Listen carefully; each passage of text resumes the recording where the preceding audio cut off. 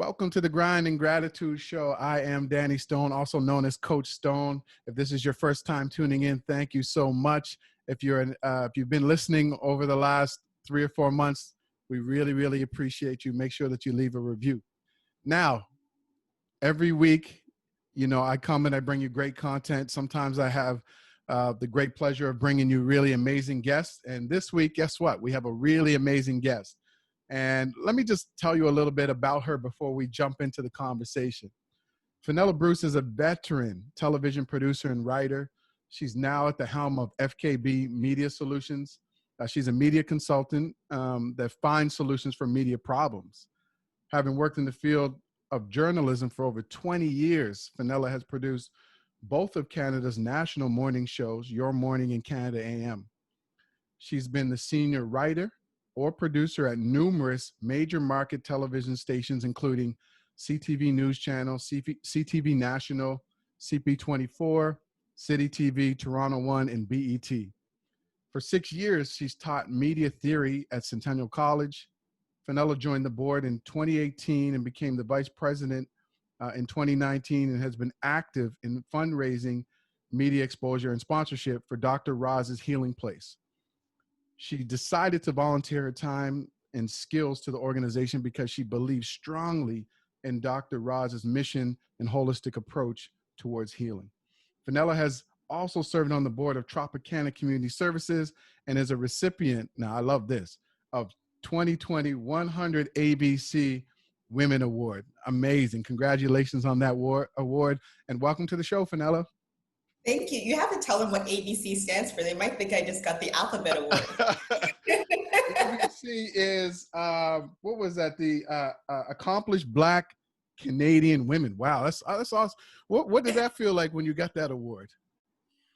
Well, I was surprised. I first found out about the nomination, so I was a little surprised with that because I quietly do what I do, and I don't do it for accolades or recognition. I just do what I do. So I was surprised when it was Valerie Augustine who nominated me. And then when I was told that I was selected, I was blown away. I was really, and it sounds cliche, but you always hear it when people get awards at like the end of the ACP, Image Awards and that sort of thing. When it comes from your own, it just means a little bit more.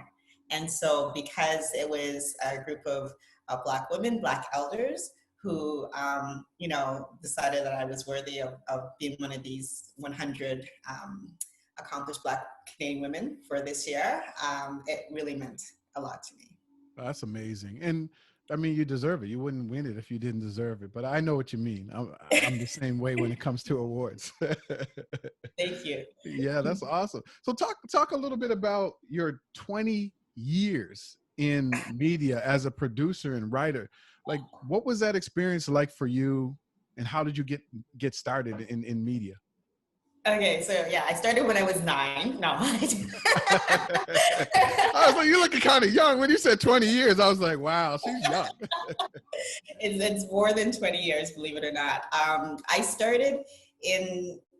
went to Ryerson. I did my graduate degree in journalism.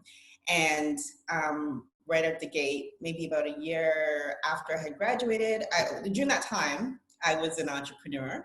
And then I was doing public relations, and I was doing just freelance writing, that sort of thing.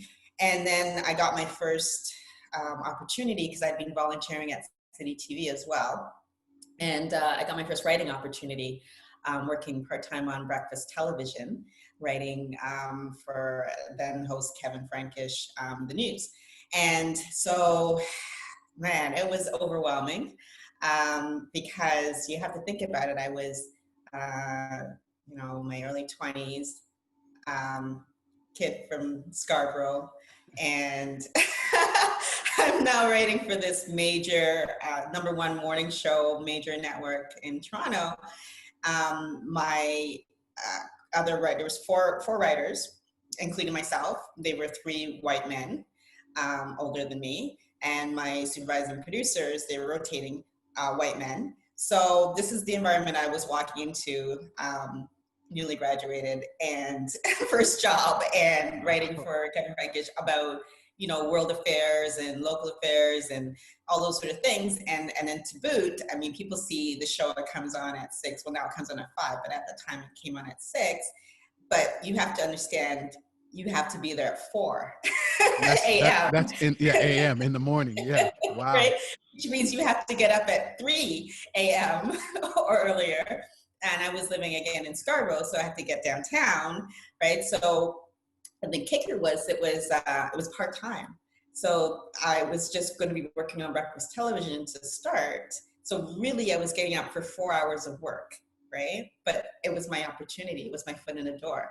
So, you know, I would drive there. I started the job in October, and I would drive down as it got colder, and it was just me and the cops on the DDP. I got to know the spots. Nobody else on the highway. And you know, I had my first gig, and so it quickly from there. I'm a writer at heart, so that's my talent, and I find it very easy to do. And so that talent was recognized very quickly, and I think within 4 or 5 months, I was offered a full-time position. Wow. And so I moved from breakfast television, and I started writing for the 6 o'clock news and 6 and 11 o'clock news. So I did that for, I think it was maybe 4 years, 3 or 4 years. I was promoted to senior writer, and then I started producing. And so from then I have been producing for, I'd say, about 15 or 17 years of my career. It's been producing. So I produced every show at City, 6, 11, weekends, noon, wow. City Online. And I then left. I had some kids. And I took some time off with my little ones. And then I came back, and there was a station that was starting out called Toronto One. And so I wanted the opportunity to begin to start with something grassroots, because actually, let me backtrack for one quick second. When I was at CityTv was actually when CP24 was formed, and everybody, you know, loves and watches CP24. I was there at the beginning when the concept came up, the rich screen. My boss did it on a napkin, like it's a true story, and you know, figured out, you know, described the screen that you know he wanted to have, and so I helped in building that station and produced on that station when it first launched, and kind of got the whole wheel going and all that sort of stuff. So I was I think that's amazing, and I think one thing that people have to know about CP24 is it's like a 24-hour news network. So even though they had programming, there was always a ticker along the bottom that showed you what was happening in the city and around the world in terms of news. So I think people need to understand that, because that was like, it was something different. I'm sure at the time there was nothing else like that. It was either you hated it or you loved it, right? And now I think everybody loves it because everybody's doing it. Like most news organizations now have the weather, they have the ticker at the bottom, they have this information screen going. You know, it was before the time where, you know, we're now multitasking with everything, and we can be on our phones and watching something at the same time, we think. And so that was the early days of that. So when I was off with my kids, I was like, oh, okay, the station is starting up. I would like another grassroots opportunity to build something, you know, from ground up. So I went to Toronto One, and I worked there for a few years.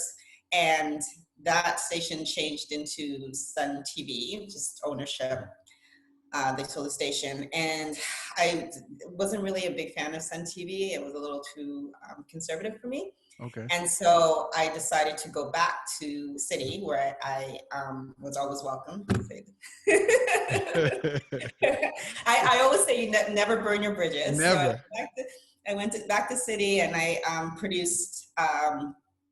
There I did series, and I did City Online again, and this the 12 o'clock news. And then after that, I was at CTV for Canada AM for like about nine years. Wow. Before that show was canceled. And then I moved to Your Morning, and then I went to CTV News Channel and was producing there. So I think you asked me about my career, and that's sort of where it ended. in terms of journalism. And what I liked about it is that every day was different. Yeah. Every day was different, different story, different, people, different walks of life. You kind of, as a journalist, you have to be, unless you're doing a beat, right? But you generally have to be an expert on everything. So it's always, your mind is always fueled with information, and I find it very, interesting. I'm an avid reader. So it's just also being able to process things very quickly. Particularly when you're writing, you have to be able to summarize things very quickly. And I liked that sort of challenge. So like, you've said a few times that like writing is your love and your passion. So how did the whole producing thing work for you? Like, did you find that really challenging as opposed to the writing? Like, how was that whole producing experience for you over the years? Well, with the writing, my boss at the time recommended that I start as a writer, because the writer gets to interact with everyone, the reporters, the camera person, the editors, the assignment desk. So you get a good sense of the newsroom, what everybody's role is and what they do. Right. And generally speaking, most writers go into producing, because once you know what everybody does and how it works, right, then that's the first step to becoming a producer. Right. When you're a producer, you're still writing. Yeah. You're correct. You're vetting, right? I would vet scripts. I would rewrite scripts. I would still have to, use my writing skills. So you have to be able to write if you're a good producer. Some can't, but you should be able to write if you're a good producer. It's still part and parcel of the responsibilities. So I liked producing. When I got a little taste of it, I liked producing because it's you get to decide on the vision of whatever it is you're doing, right? If it's the newscast or if it's a show, it's what you're envisioning for people and for them to consume. And I'm a person who I like to be behind the scenes. I'm not necessarily a person who's in front of the camera. I will say, as most journalism students think, when I was in school, I was like, yeah, I want to be a reporter, because that's all we saw, right? Like, that's what people think when they think about journalism. You're like in front of the camera, or you're, writing a story. But there are so many other roles that I didn't realize until I started volunteering in the newsroom that were open to me and that I should consider, all right? And producers are decision makers. They're gatekeepers. They're the ones who hold the power, right? To decide whether at the end of the day, a story gets covered, or the way it's covered, or, what reporter is assigned, how a show looks, how, the graphics looks, like it all comes back to the producer. And that's a good thing. But then also when things go wrong, it comes back to the producer. That's true. Yes. That's a lot of responsibility and a lot of pressure for one person to, that's. It is. It can be. But if you have a good team, and if you have a team that respects you, then it's not a difficult job. Okay. Right? You have to know how to work with people and have people want to work with you and to do their best job and to make sure that, the show looks successful and everything works well. So when you were in school, right, did you see a lot of women of color and people on television when you were in journalism school? When I was in journalism school, I was the only Black person in journalism school. Oh, wow.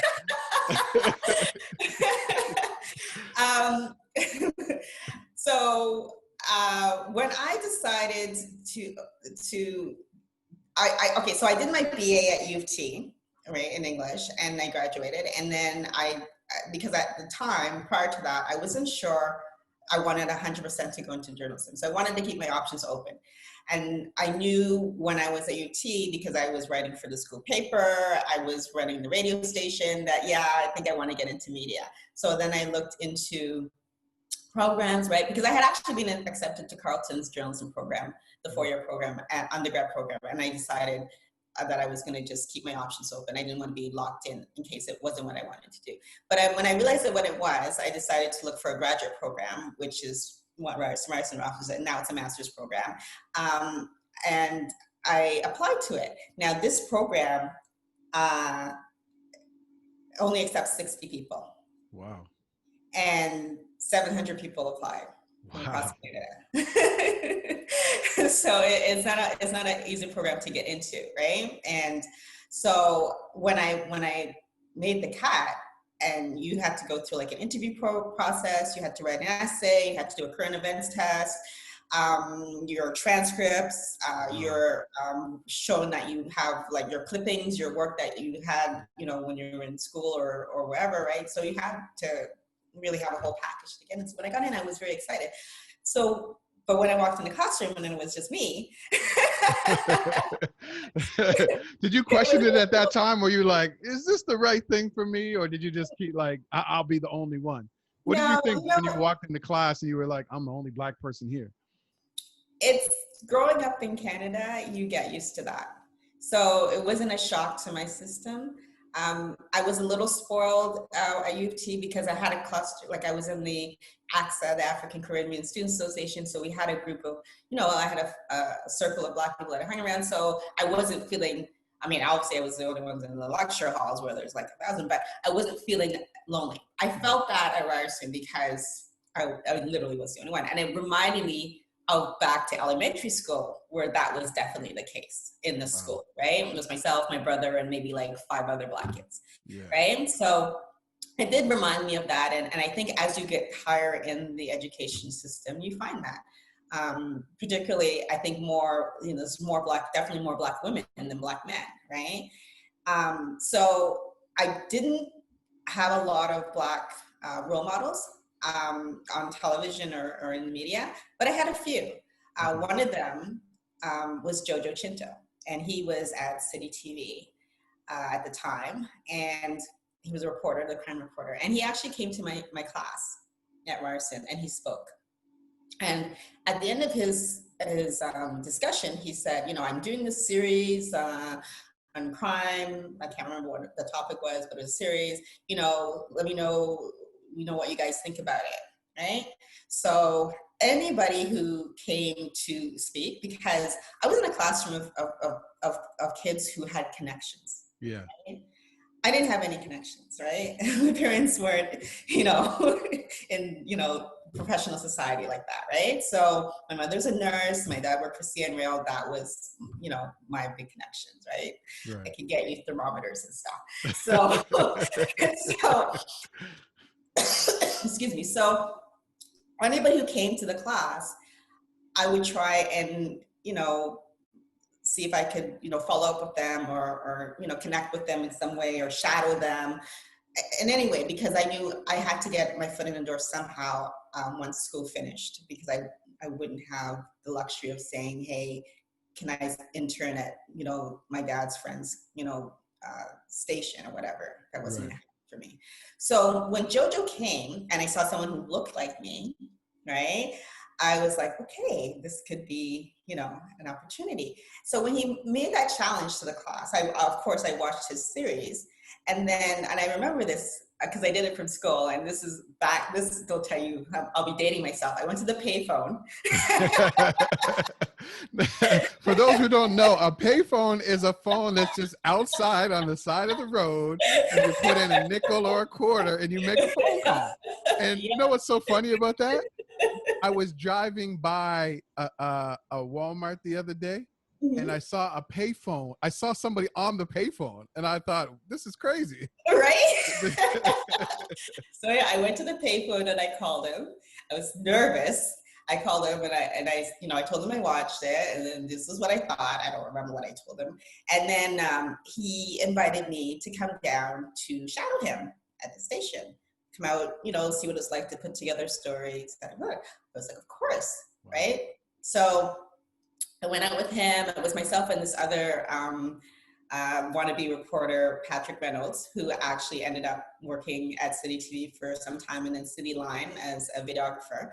And so we, went, and I went up with him, and it was, it was interesting and whatnot, and I was keen, and he introduced me to, different people in the newsroom at the time. And then he said, anytime you want to come down and, just absorb the environment, what's happening, just let me know.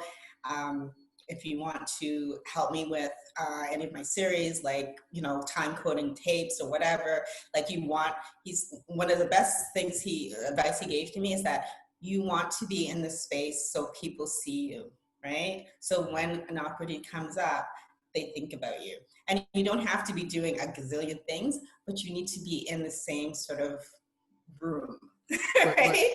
But Fenella, I think this is a great point, because a lot of people don't understand the power of mentorship, the power of getting in the same space as people who are already doing what you're doing. There's a lot of people who would have said, well, I don't have connections like these other people in my class, so maybe this isn't for me. And the fact that you move forward with that, I think that's a great lesson for people to understand. Mm-hmm. Try to get in the same space as people who are doing what you're doing. And if you physically can't, watch their videos, go to their website, absorb all of their content. And I think that's a really great point that you just made there.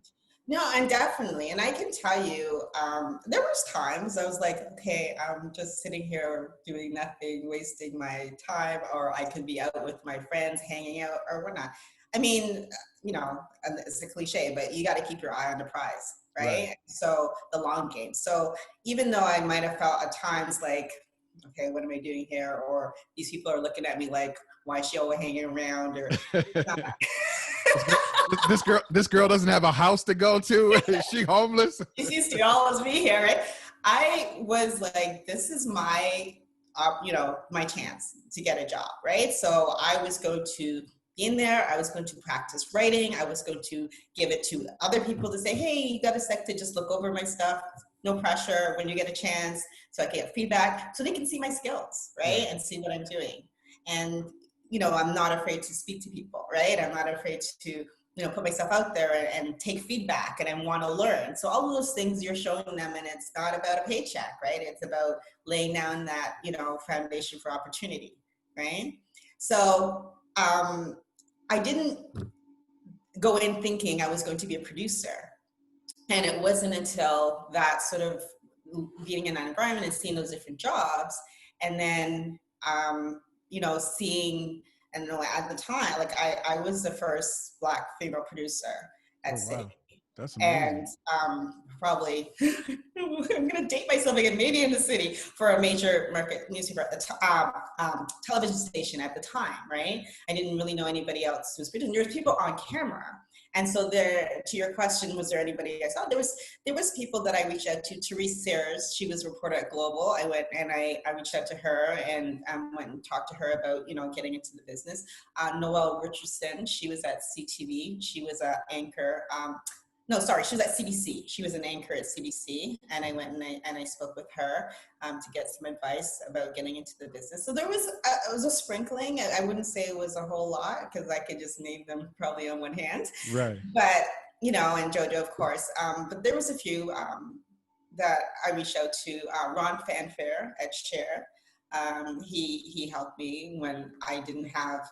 We had to do a class assignment. We had to shadow a reporter. I was beside myself because I did not know anybody to reach out to, right? And the assignment wasn't worth a lot, but it just, the pressure of the fact that I did not have anybody to call.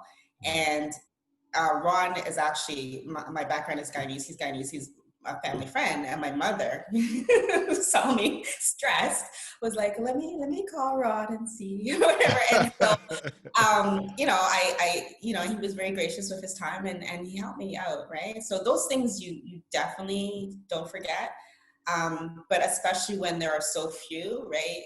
It was definitely helpful for me. No, I mean, that's a great journey. And again, it's reaching out to people and asking, and not being afraid to put yourself out there. So now fast forward to now, or right before you decided to stop working for these major networks and get into FKB media. Why did you kind of make that transition out of, mainstream media into doing your own thing?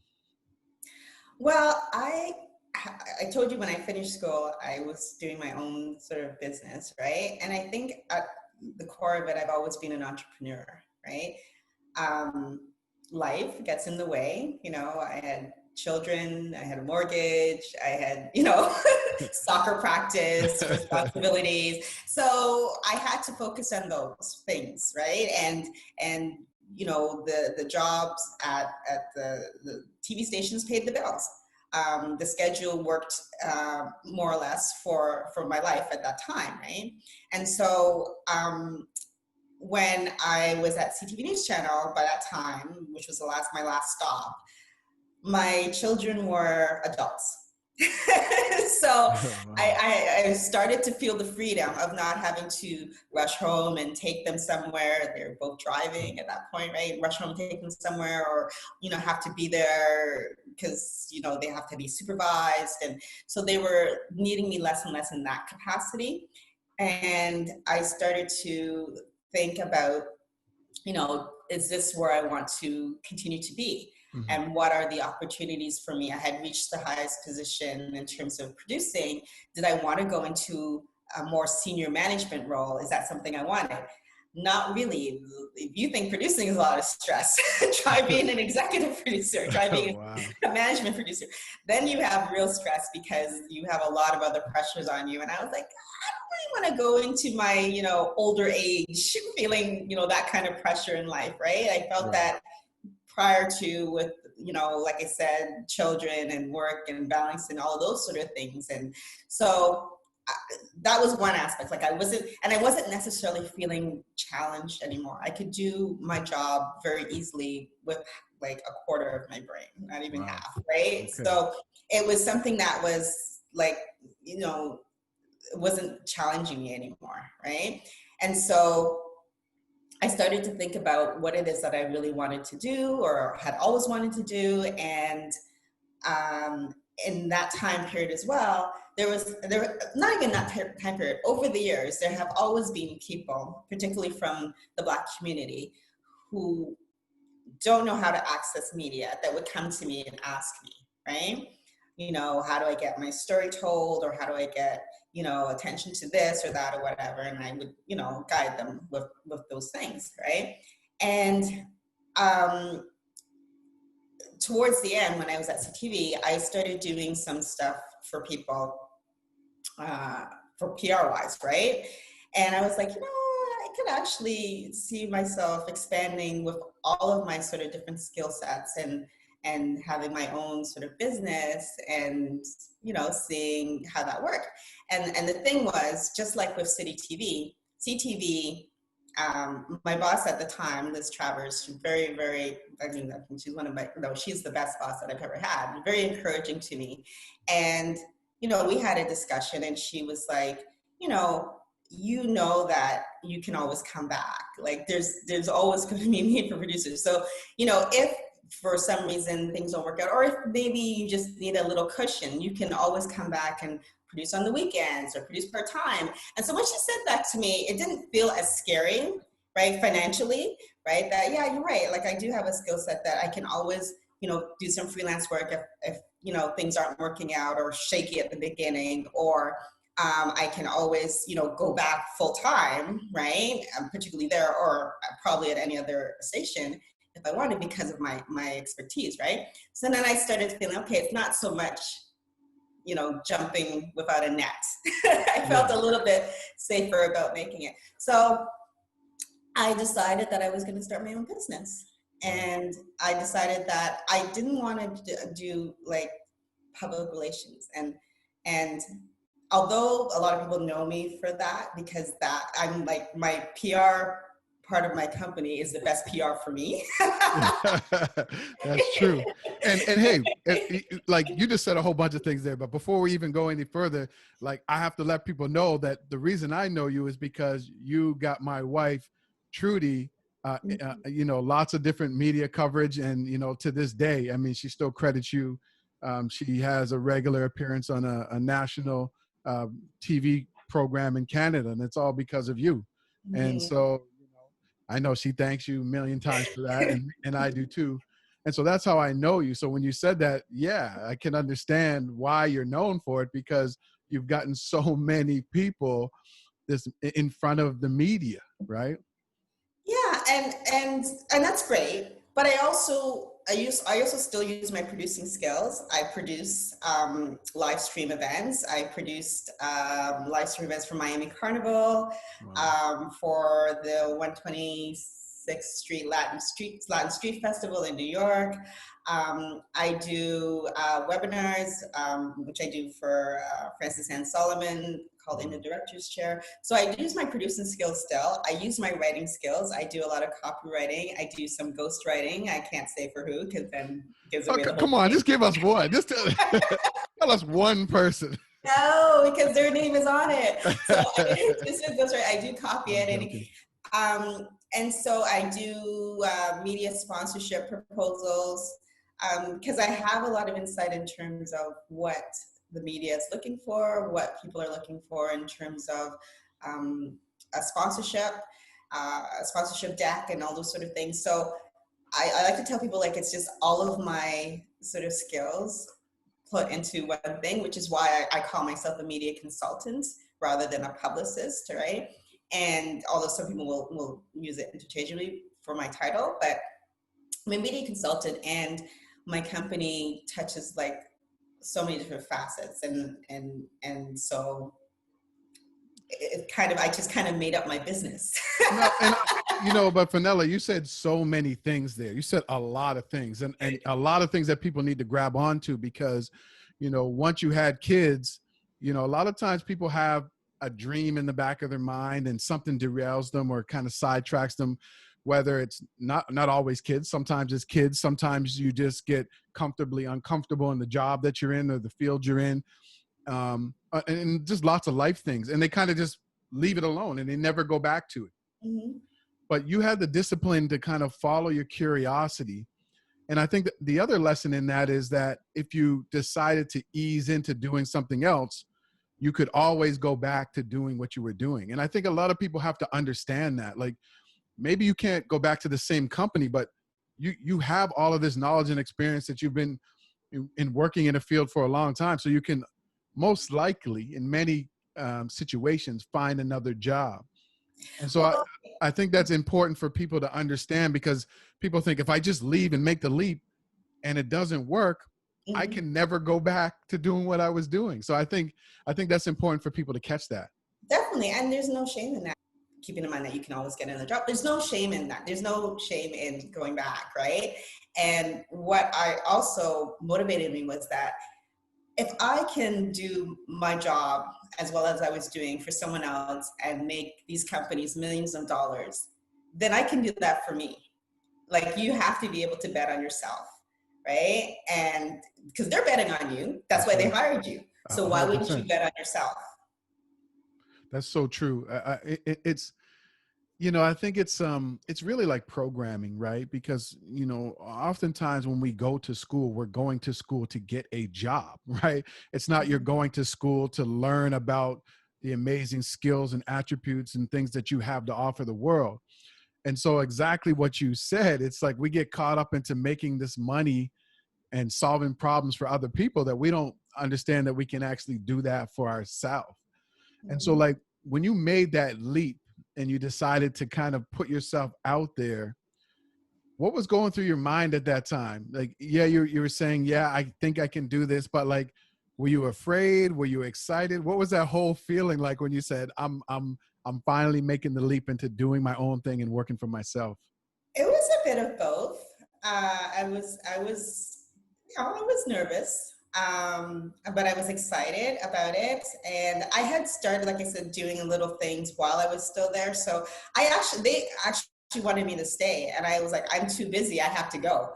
So I would work. And I think Trudy was probably one of my clients at that time as well. I feel it was around that same time where I was like, I have a lot of things that I have to do. And one of the great bits of advice that I had received was from Justice Donald McLeod, who's a good friend of mine. And when I was having that nervous feeling, and he was like, listen, what you need to do is sit down figure out how much money you need to make for a month, set that as your goal, look at what you can do and how you can get to that goal. And then you do from there. So he's like, you can work backwards and just say, okay, I want to make whatever, $120,000 a year and break it up that way. But it's better if you just look at, okay, every month I need this much to pay my bills and the rest is gravy. And so when you have that monthly goal, it doesn't seem as daunting to you. And when I did that, and I was like, okay, well, let me look at what I was making, at CTV, and it was clearly covering my bills or whatever. And I'm like, I can make that, and I think I could actually make a little bit more. And once I kind of like wrapped my head around that, and I had, the goals right in mind, right, then I could move forward. Yeah, and I think that's the case for a lot of people. A lot of us give up on our dreams because we don't think it's possible, or we give up on a goal because we don't think it's possible, but we haven't even really sat down and mapped things out. And the fact that you even said, okay, this is how much money I need to make a month, or this is how I can get started. Or, with me, I used to manage training in the corporate world, and I secretly had a business for like 3, maybe even 4 years, and nobody even knew. I had employees working for me. And when I went in to put in my notice, everybody's like, where are you going? And I said, well, I got a company. My book just came out on Amazon. And people are like, what? I don't understand. How did you do it? And it was the same people that were complaining about being at this job for 9 years, 7, 11. Mm-hmm. And so I think for a lot of people, just sit down and understand the numbers, where you are, and make a plan. And then it's not as daunting as if it's just something that's out there in the air. So I think that's a really great point that you made as well. Well, exactly. And I did also get some help. I had a job coach. So I also got some help in that area, just even before I decided I wanted to do the business, and just, looking at, we did all these different, they have these different, tests or whatever, to you answer, and then it can tell you your risk level and all that sort of stuff. So I did a bunch of those things. It was clearly like I was not meant to stay in some job. So, that also gave me the confidence that this was not the place that I needed to be, right? And I think that people need to not be afraid to ask questions, and to ask people, and to say, how did you do this? And you'd be surprised. People love to share, right? Their experiences, particularly, if they're successful at them, right? So, and actually, let me clarify that. Not even just if they're failures as well, because I tell people when things don't work, right? As well. I'm not going to just act like everything is all great, right? So, people will give you the cautionary story as well, not just, okay, this is, great and everything's glory and this is how you do it. So I think that you definitely, need to map things out. But I think that if you're working right now, if you're working in the business, I've always, like I said, periodically been doing something on the side. I was a music manager when I was at CityTv. That's a whole other story. Wow. Okay, I'm gonna have to bring you back for that.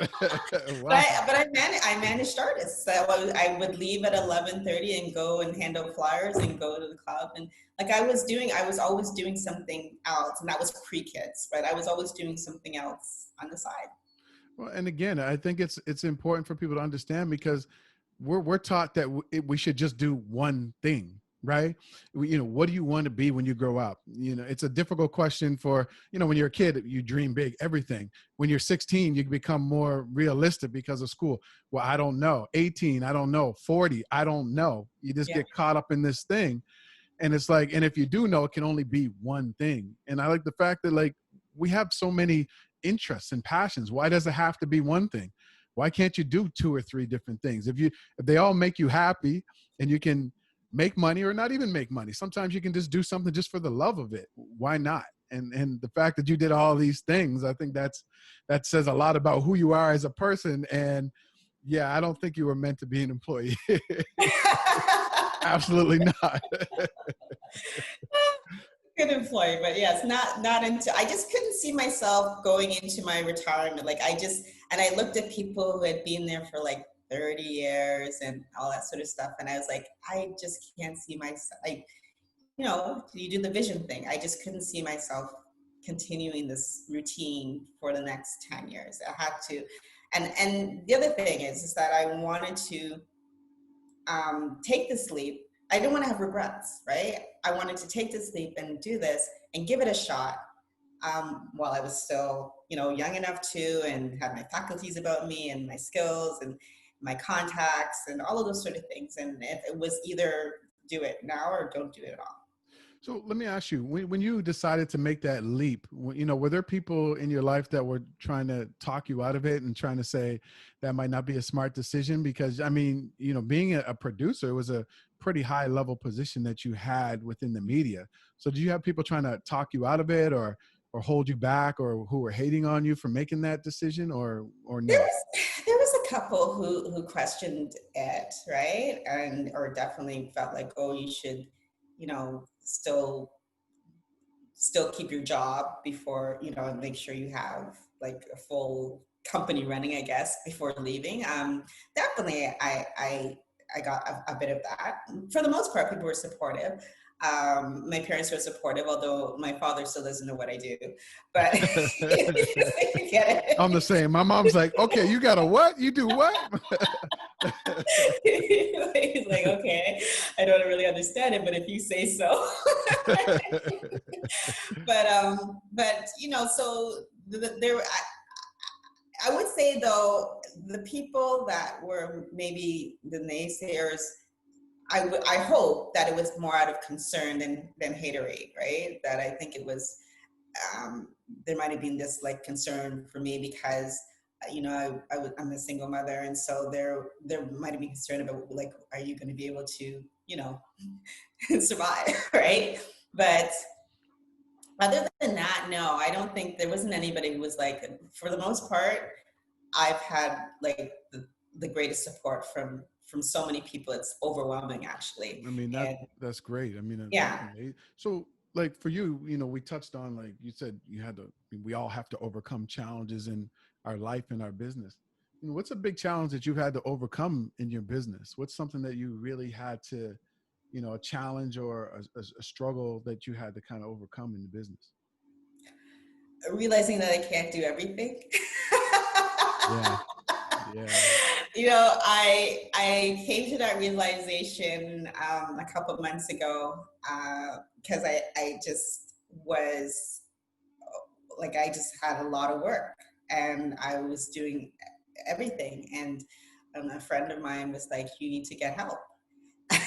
Like, straight up, you need to get help, right? I know that you think you're a one-woman operation, right? But there's nothing wrong with getting, an assistant or some help. So I did, and I have an assistant now, which is a new experience for me. And so then the next step was being able to delegate. We are on the same page. We're like, we're not even on the same page. We're in the same car. We're both driving the same. I'm exactly the same way. Right? Because you can do it all. How you do it, right? Like, you know how to do it. Like, you can't do it like me, right?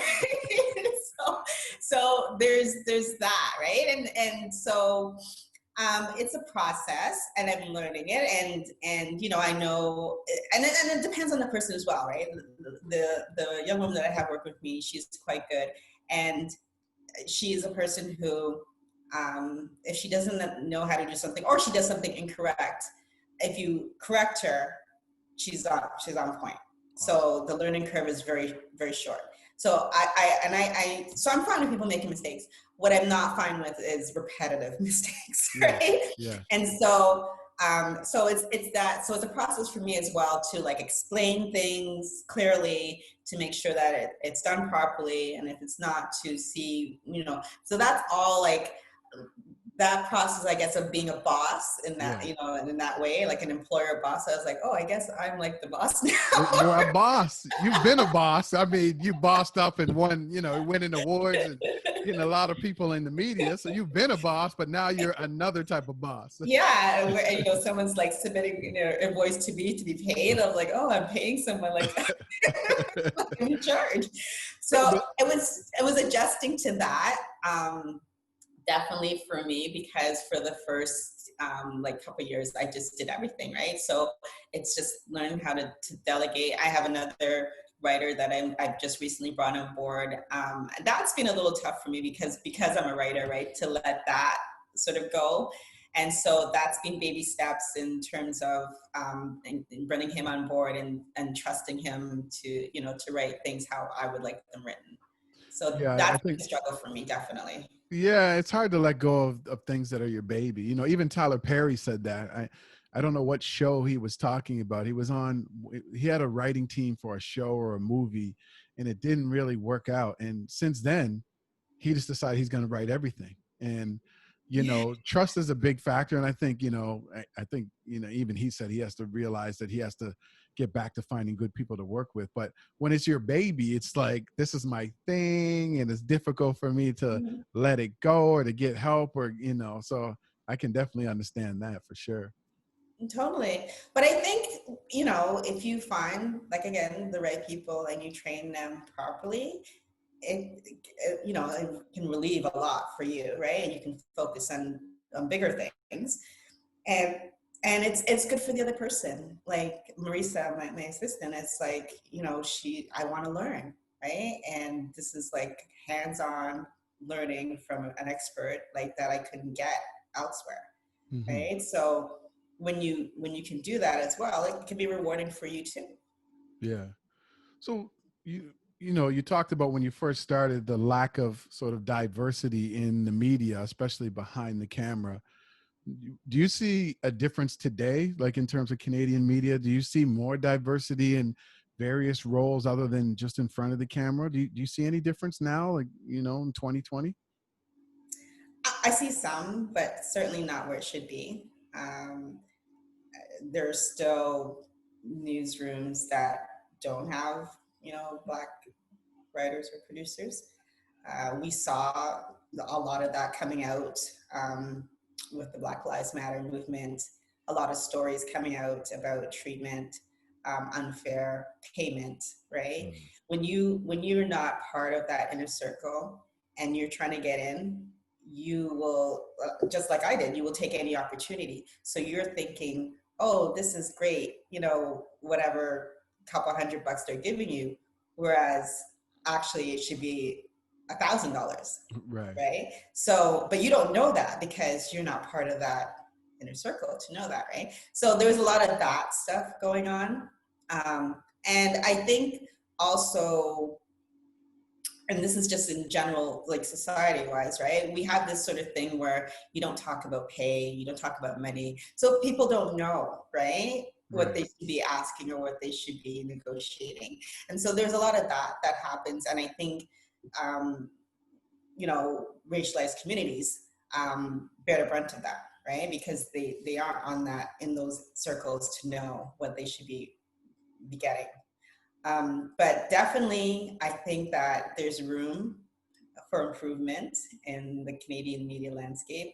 And I know you said behind the camera, definitely, but I would also say on the TV screens as well. I Like, was I just mean, about to ask you that in terms of lead roles and people of color and Black people in dramatic roles and lead roles. Again, like, what do you think about that in terms of what's happening here in the Canadian sort of television and entertainment industry? I think it's lacking. I mean, you tell me, give me 5 Black TV shows. I can't. I cannot. Give me 3. Right? You're Like forcing you're forcing my hand now. I don't know. yeah, this is a huge country. You know, there's a couple of things, you know, that are on. Dinkstown has a lead Black lead character. You know, so as you know, I do publicity and some brand management for Auntie Jillian. She's on Bell 5 one, and she had a summer run on CTV. But you know, that was a sort of thing that came out of the Black Lives Matter movement, right? That should have been already been a done deal. She's been on Bell 5 since last year, so there everybody's aware of her. So Right. why does it take a movement for her to get on mainstream television, So tell right? everybody what Auntie Jillian is about. So Auntie Jillian is it's Canada's first Black Caribbean reality TV show. And so she started off on YouTube, and she's a huge following on YouTube. She has over 13 million views on Wow. YouTube. And it follows her family. She actually, her niece is Latoya Forever, who is now on The Real Housewives, I believe. Okay. So she used to be on Latoya's YouTube channel giving advice, and everybody, oh, Auntie Jillian. And they just set up a YouTube channel for her just for jokes. And they didn't put anything up. And they got like 15,000 followers with nothing up. Right?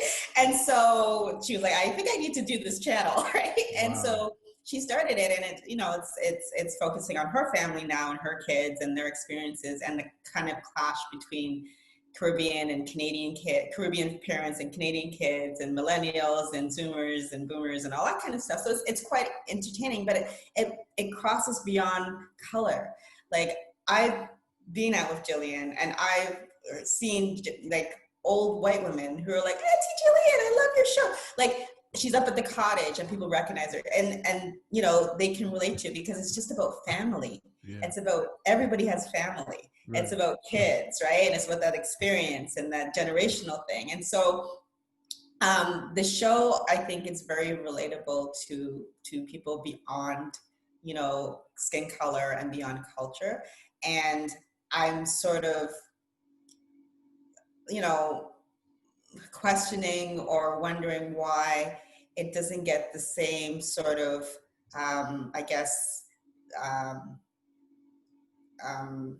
what's the word I'm looking for? Coverage, promotion, coverage. No coverage, because we've gotten, this is the thing, we've gotten tons of promotion, right, tons of coverage, thanks to me. Yeah, all of those sort of things. So this is what I'm saying, everything is there. The product is there, the PR is there, the reach is there, right? The audience is there. So everything is aligned in there. So this is what I was going to say, why aren't people banging down the door to pick up this product? Right? And to develop it, right? Because if it was a white person who had all these things, it would be a no-brainer. It would be done. Right. It would be a done deal, right? We wouldn't be talking about it. So that's the sort of thing that I look at in the landscape of Canadian media, television, what's on, who gets shows. I feel like, in my opinion, I feel like a lot of shows or personalities that are Canadian personalities, it's the same people. Yeah. We're not seeing any fresh new faces or people. I look at someone like Lily Singh, who is from Brampton, who has a huge YouTube following. Yeah. But yes, she ended up on NBC in the States. Right. But she was right here. Right. Yeah. So are you saying that it's because of systemic racism and discrimination that we're not getting these roles and the attention that we deserve? Is that what you're saying? Well, I think that probably plays a role, but I think more so it's, again, looking at who's at top, who's the gatekeeper, who's making the decisions, right? Who, if it's, someone who, doesn't relate, right? In terms of, this is not something that they themselves would sit down and watch, then you're not gonna get that stuff out there. And somebody else made a point, I can't remember who, I was watching something, but anyways, it's not even necessarily the one person at the top. Even if that one person at the top is an old white guy, if there are senior people from different ethnicities who are women, etc., that are in that person's ear, they can make a difference. That's so true. I'm not saying like, oh, get rid of all the old white men and everything will be solved. But your team, right? The people who are there in pivotal roles need to reflect like the audience, the country.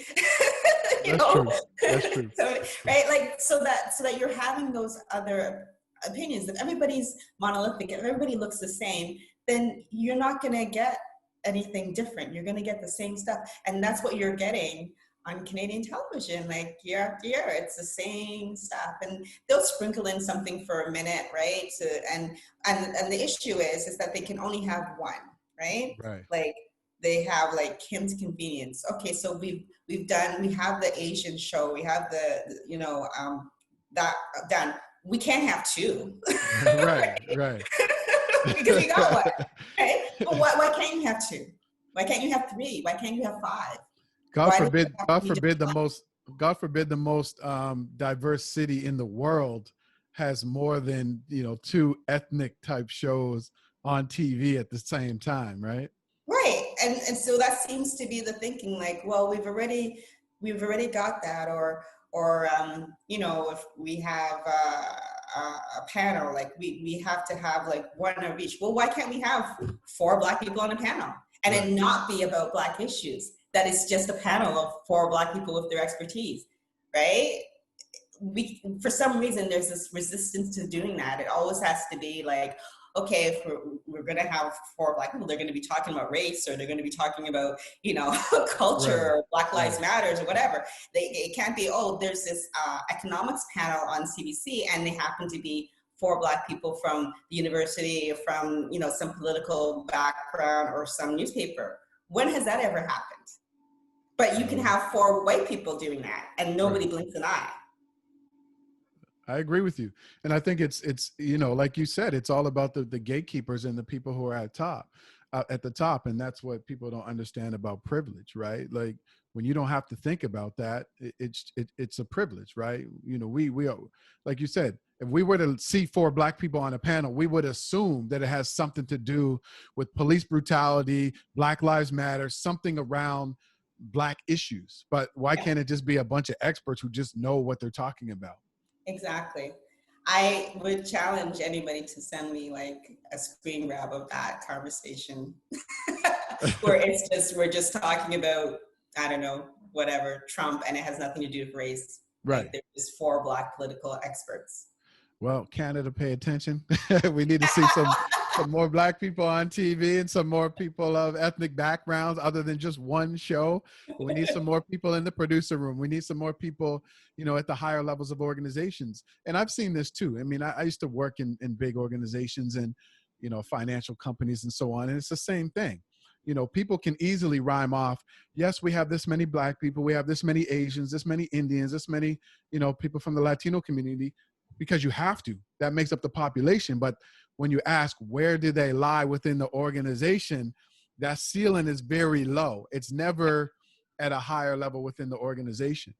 And one of the things that a lot of finance companies and big technology companies do, and they do this really well, is they create so many levels within the organization so that people feel like they're at a level. So for instance, you're a senior director, you're a VP, and then there's an SVP, and then there's a supervisor and a senior supervisor. And so now when you're at like some level and you think, well, I'm a senior director. Yeah, but there's still 5 levels ahead of you, right? And so I think that's one of the things that we have to understand when we're talking about making changes to lots of different, systems and in society in general. It's great to see 1 or 2 people in media, maybe on the news or whatever, but why can't we get people at higher levels within the organization, behind the camera, as lead roles on TV shows? Why can't we get all of that? Yeah, and I mean, again, like lead roles on TV shows, that it doesn't necessarily have to be about their race. That they just, one of my favorite shows, my guilty pleasures, is Law and Order, and I like the fact that the police chief is a Black woman. Yeah. And they have had mention in 1 or 2 episodes where, and it's not, the episode is about that, where, she might refer to a race, right? That's the story, right? But that's not why she's on the show. Right. She's just a Black woman to a top level job, and that's the end of it. Yeah, yeah. No, that's great. So tell me, you taught at Centennial College for a little while, right? How did you kind of get into the teaching thing? Like, is there anything that you don't do? Like, you do everything. This woman does everything. Now you're teaching at a college. I'm like, yeah, I was doing that. I was still working. I started doing that when I was at CityTv, and at that time I was the president of the Canadian Association of Black Journalists. Oh, And wow. we had established a scholarship program. And so I had approached the different colleges, the deans, whatever, to see, if we could, how we could implement it. And Centennial was one of the ones that I had approached. And in speaking with the dean there, his name was actually Dean Nate. I think his name was Dean. Actually, anyways, and in speaking with him, he, was like, "Oh, would you be interested in teaching?" Right?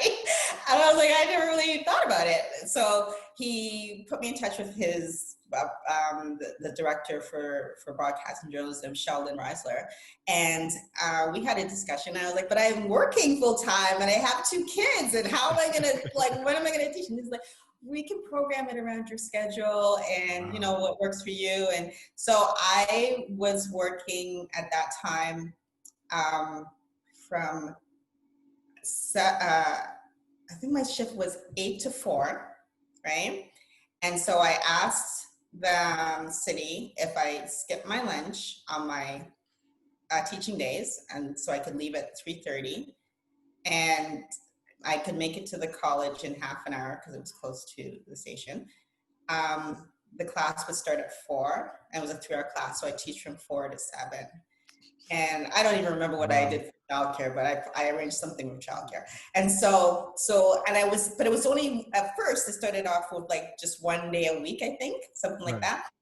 By the time I finished 6 years later, I was teaching 3 times a week. Wow. And yeah. Wow. And at that, and by that time I had moved back to morning television. So I would work, I would finish at 11, and then I would go and teach from noon until 3, and then I would go Jeez. home.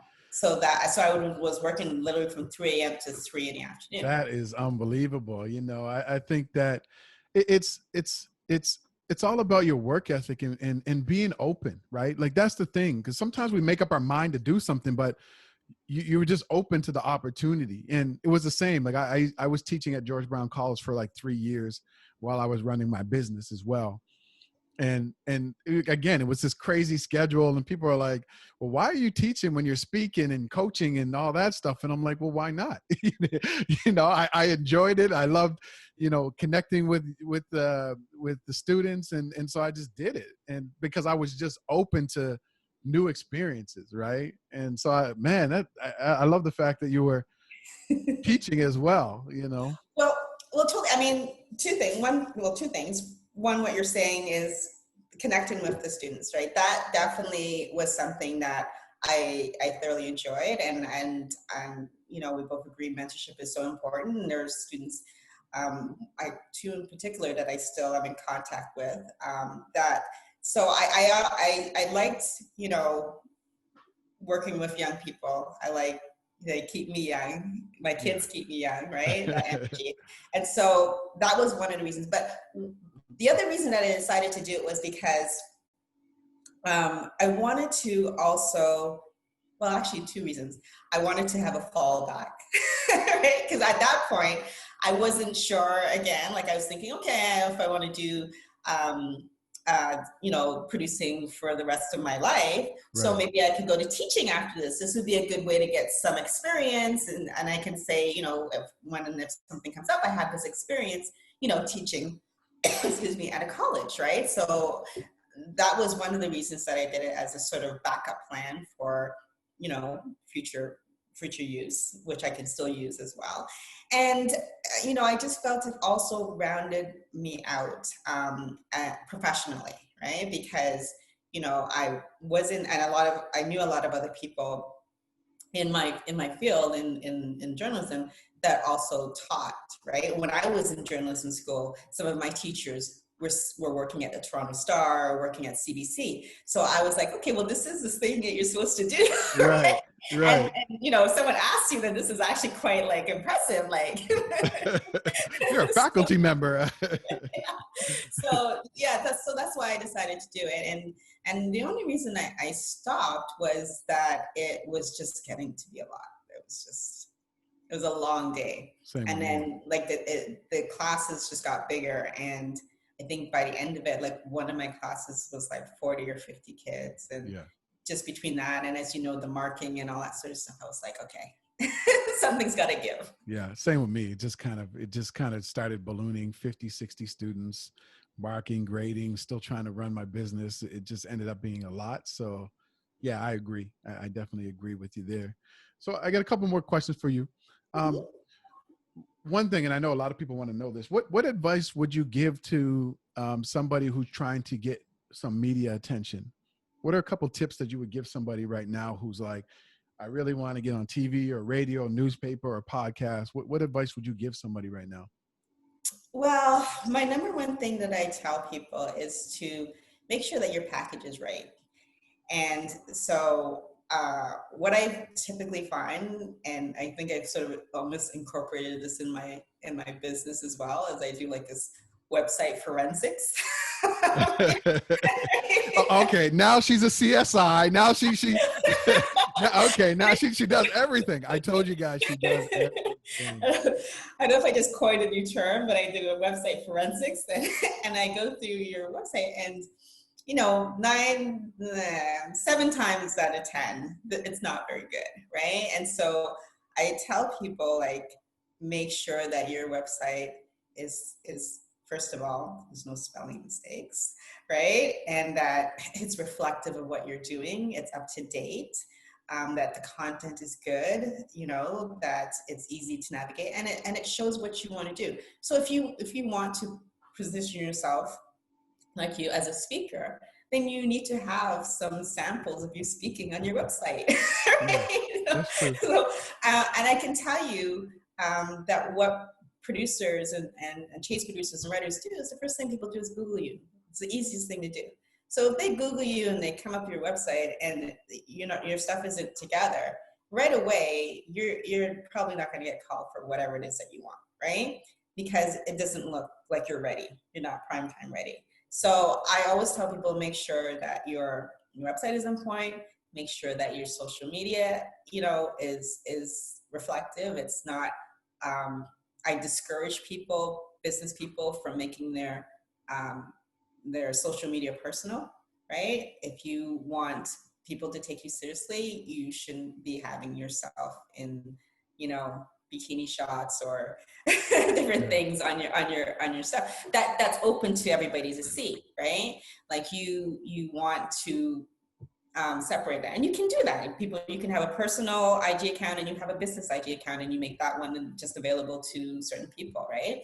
So I encourage people to make sure that it's reflective of what it is that you're promoting, and it's professional, and it's across the line, it's across the board, it's all in line with everything, that your messaging is all the same, right? And I always give people the example of my stuff, because I have to practice what I preach, right? So if you look at my stuff, the same picture is on all of my social media.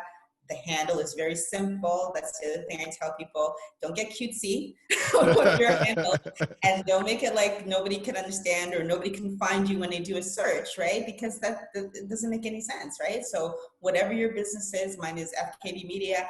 My full company name is FKB Media Solutions, right? But the short and simpler and snappier thing is FKB Media.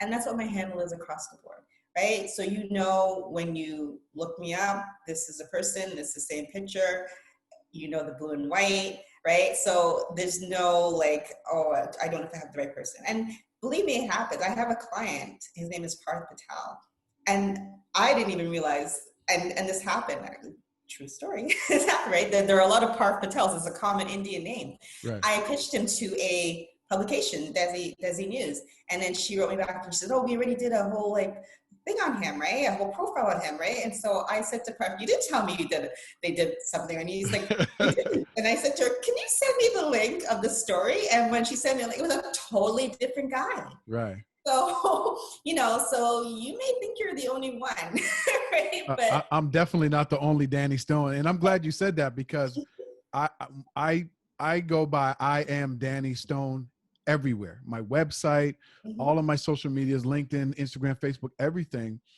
And even when new platforms come out, I just sign up and get, I am Danny Stone. I just get them, right? TikTok, everything. And so I'm glad you said that, because my name is Danny Stone's a normal name. But, when I go to speak and stuff, people look up, I say, look up I Am Danny, and I'm the only one that comes up. I'm the first one. I'm the only I Am Danny Stone. And it's really helped me because it's such a common name that people might, I could get lost easily. So you're right. Yep. Find something that is your thing. Hey, it's whoever, it's whatever at whatever, and try to be consistent. And then again, with the images, if you go to any of my social media, it's always the same image. And I think that's important for people to understand as well. So there's that. So now how do people, go ahead. No, I said it's branding. It's just, that's branding 101, right? And it sounds very basic, but a lot of people just don't do it. And I don't know why. No, well, there you go. Now they will. And so what advice would you give somebody who's trying to connect with a producer or, executive producer of a show or the editor of a magazine or a newspaper? Like, how do people get in front of these people, or how do you get to the right person? You got to do your research. So if I am, say I am a food business, right? And I want to get into a fancy magazine, cultural magazine. So I'm going to go through the magazine and I'm going to look for the person who writes about what it is. Say I do, I don't know, curry chicken. Right.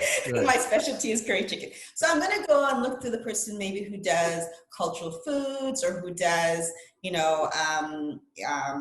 chicken, or meat dishes or whoever that is, right? You want to make sure that you, first of all, that you target the right person, that you're not just sending it to the editor or sending it, worse yet, to the publisher, because the publisher doesn't have anything to do with it.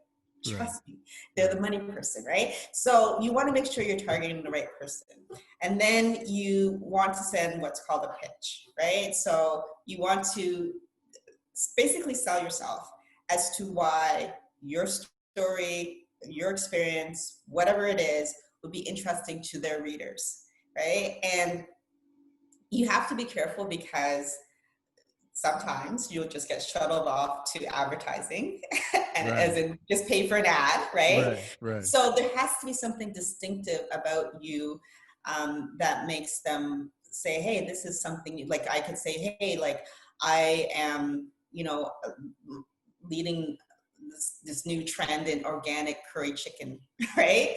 And, it's flying off the shelves and it's like, we can't keep it in stock. And people are like, there was some Japanese cheesecake. People are lining up down the street for it or whatever. So now it becomes something that's newsworthy, right? And so like, yeah, we want to write about this new organic chicken that people can't seem to get enough of. And it gets in that way. So you have to sort of position it as something that has a news hook, like I like to say, a news hook to it, that will make them want to do your story and make it interesting and make sure that their audience is an audience that would be interested in that. That's always the main thing.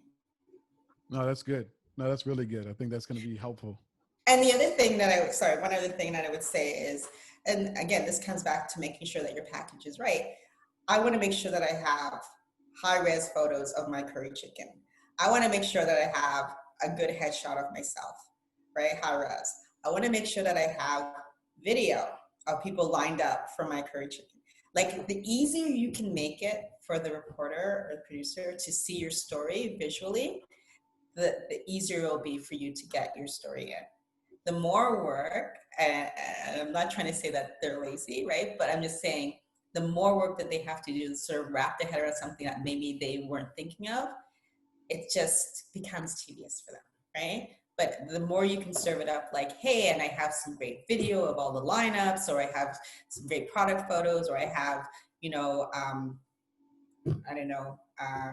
Drake eating my curry chicken, a photo of him, right? Like, all of those things are like little nuggets that are like, yeah, okay, maybe this is a story we should do. So that's what I would say, is that make sure that you target the right person, that you put together a proper pitch, and it doesn't have to be super long, right? Actually, don't make it super long, right? Couple sentences. The shorter the better. Make it concise, right? Get to the point, right? And, make sure you have all of the elements, whether it's for digital or it's for television, that you have all of the elements to go along with your story. All right. Well, I'm definitely making some notes, and I'm going to be doing all of that and probably reaching out for your help. Um, that's great. So I have two final questions for you. But before I ask you these two questions, do you have anything that you want people to know? Where should they follow you? Or is there anything that they should know that you're promoting Okay. right now? You can follow me. As I said, I'm very simple. You can follow me on Instagram and on Twitter at FKB Media. My website is fkbmedia.com. And I'm also on LinkedIn. LinkedIn is Fenella Bruce. So yeah, follow me, hit me up. I'm always open to conversations. And in terms of things that I'm doing, man. I shouldn't have asked that question. I'm sorry. I'm sorry. I would say the two key things I would probably want to pitch right now that I'm working on, or maybe three, is I'm working with a great woman, Emily Mills, and she does something called How She Hustles. And right now we are we're in the midst of Startup and Slay, the second annual Startup and Slay digital series, and it's a free event. It's available to people every Wednesday in October, and it features two entrepreneurs that were picked out of 200 plus Canadian diverse women entrepreneurs who are basically slaying it in whatever entrepreneurial field they are in. So we have women talking about their experience and how they got to that position, and great advice that may or may not help you, but it's still good to listen. And it's on the go to howshehustles.com and you can register. And again, it's free. So I would advise everybody to check it out. And it's a great network to connect to as well. And then I'm working, just last night was the media release for launch party for CineFam, which is a film festival for women creators of color. And so that takes place October 24th and 25th. Again, that is free. Awesome. And so just go to CineFam, CINEFAM.com or .ca, either one.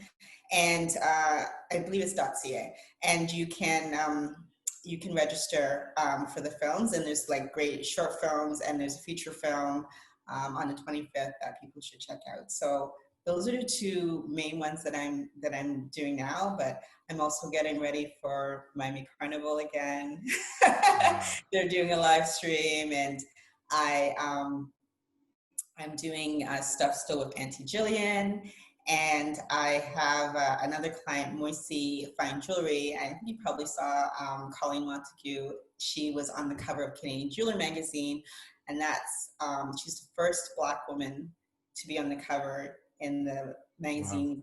100+ year history. Wow, that's amazing. That is amazing. So yeah, they're doing big things, and they're opening a new store next month. So I'm working on that for them in Ottawa. So yeah, a lot of stuff happening. Well, I hope you're getting some sleep somewhere, because wow, you are busy. I'm trying, and that's the other thing that I had to learn when you coming back very quickly to your question about struggle was balance. Because particularly when you're, and you know this, when you're working from home, you can continually work and work and work. And so you have to learn to draw that line. And I had to learn to do that, particularly with weekends, and just, not respond to things on the weekend, because it's a slippery slope, right? Not respond to things after a certain time at night during the weekdays, or else you'll never shut it off, right? That's true. And so I've learned my favorite thing right now is scheduling emails. So I do respond to things right away, and then I schedule it. I love it. That's amazing.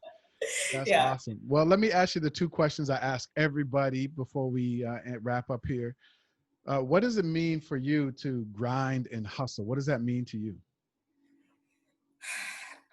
Those are two separate things, grind and hustle? Or well, I mean, if you consider them the same or not. I mean, so what does grind mean to you? Grind means, man, working. And so I definitely would say, and I think anybody will tell you, that I'm always grinding. So even when, particularly once I started my business, like for me, any social event is a work event. There has to be a purpose Yeah. for me to go, or else Yeah. I'm not going. Yeah. There has to be a business purpose, or else I'm not going. Right. Right. So I'm always grinding. I'm always thinking. I'm never stuck in the same place. I'm always thinking the next thing or how to expand. I'm with grinding. I'm very persistent, and I take some of that from my journalism background. You have to, persist to get answers, right? Particularly when people don't want to answer them, but also you definitely have to have a thick skin, and so you can't take things personal. And that's, I think, also is part of grinding, where you can't let things set you back. Like you have to just keep grinding away, even when your feelings might be hurt or you're getting frustrated or things aren't going the way you are. You just keep at it, and it will come about, definitely. And then hustling, I'm definitely a hustler. Right? I can tell that. I can tell. And so, and in a good way, right? There's hustling that's not so good, right? But I'm a hustler in that, like, I always got something on the go, and I'm always trying to, get things done. And I'm a stickler for deadlines and for time, and being on time and not wasting people's time. And so I'm just that person that's just always hustling, and I have a bunch of different balls in the air. I love it. And the very last question, what is gratitude to you? What does that mean to you? It's so funny you asked me that, Danny. I have this new meditation, and I listened to it this morning that I've been listening to since this summer. It's a 21-day meditation, gratitude meditation. And it's this woman, and she's got the best voice ever, so soothing. But basically, this meditation says thank you for everything. Like, thank you for your bed, thank you for your shower, thank you for your floor, like, thank you for every little thing that you take for granted. Thank you for this glass. And so I think gratitude is definitely humbling. I think you have to have gratitude. I learned that actually from Dr. Dennis Kimbro, one of the first sort of self-motivational books that I ever read way back when I was in university. And said have an attitude of gratitude. Yeah. Right? And as long as you have that attitude, and that's one of the things that the meditation talks about, things will flow to you easily, right? And so when you, and to me also, gratitude is not just about saying thank you when somebody does something for you. It's about saying thank you even when they haven't done something for you, acknowledging, right? The things that, their presence in your life and the effect that they have on you and the words that they say to you. So it doesn't have to be that, oh, I actually just did something for you, but it's recognizing that your place in my world is making my world better. And so I think that you have to have that attitude of gratitude, or else life is going to be hard for you. It's so true, especially right now with everything that's going on. Man, that's so great. You know what? Thanks so much for being here, Fennella. I know that normally you're not in front of the camera or, or the podcast mic or whatever, but, I think that you really kind of shared a lot of nuggets here and a lot of things just about life that maybe we've forgotten about and we have to be reminded of. So, thank you so much for being here on the show. And, I really appreciate it. Thank you for having me, Danny. I can't even believe this time just flew by. And it was a very good conversation. You're a great interviewer. And no, I don't do a lot of these things, but I mean, when you asked, I couldn't say no. Well, thank you so much. I really, really appreciate it. And we'll definitely connect offline. Thanks so much for being here. You're welcome. All right.